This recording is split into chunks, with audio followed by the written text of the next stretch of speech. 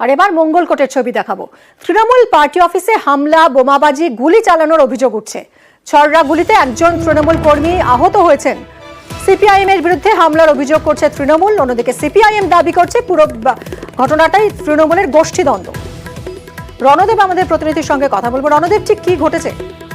হ্যাঁ দেখো, বৃহস্পতিবার রাত্রের দিকে যখন তৃণমূলের বুথ সভাপতি তার সঙ্গীদের নিয়ে বৈঠক করছিল 31 তারিখে মহামিছিলের জন্য, সেই সময় অতর্কিতে কয়েকজন দুষ্কৃতী অন্ধকার থেকে তাদের দলীয় কার্যালয় লক্ষ্য করে বোমা ছোড়ায় এবং গুলি চালায়।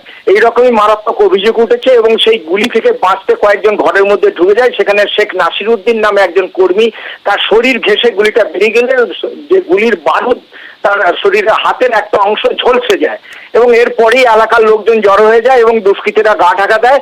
এবং শেখ রবিউলের অভিযোগ যে এই পুরো দুষ্কৃতী যারা ছিল সবটাই সিপিএম এর তরফ থেকে এসছে এবং সিপিএমই যাতে মিছিল বানচাল করা যায় সেই কারণেই এইভাবে বোমা দিয়ে এবং গুলি চালিয়ে আক্রমণ করেছে।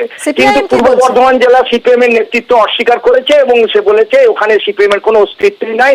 এই বিষয়ে যদিও মঙ্গলকোট থানার পুলিশ এখন তদন্তে নেমেছে, কিন্তু এখনো কোনো পুলিশে অভিযোগ দায়ের হয়নি। ধন্যবাদ রণদেব।